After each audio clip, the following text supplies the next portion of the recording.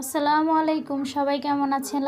আলহামদুলিল্লাহ আমি ভালো আছি। কালকে বৃষ্টি হওয়ার কারণে কাপড় শুকাতে পারিনি, এই জন্য সকাল সকাল কাপড় শুকানোর জন্য ছাদে চলে আসলাম। আইসা দেখি ছাদ বাগানে অনেক ফুল ফুটেছে। এমন ফুল দেখলে তো সকালবেলা মনটা এমনি ভালো হয়ে যায়।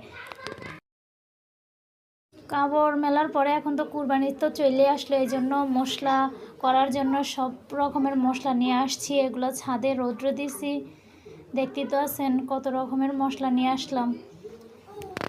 আজকে রান্না করার জন্য ছাদ বাগান থেকে পুঁই শাক কেটে নেব। পুঁই শাক কেটে নিয়ে তারপরে রান্না করব দুপুরের জন্য।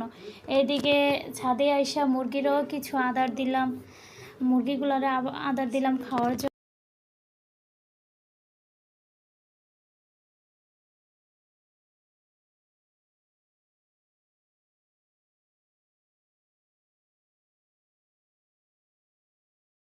মুরগিটা আদার দেওয়া শেষ করে এখন কবুতরের খোপে ঢুকলাম, কবুতরেরও আদার দেব। কবুতরগুলোকে আদার দিলাম।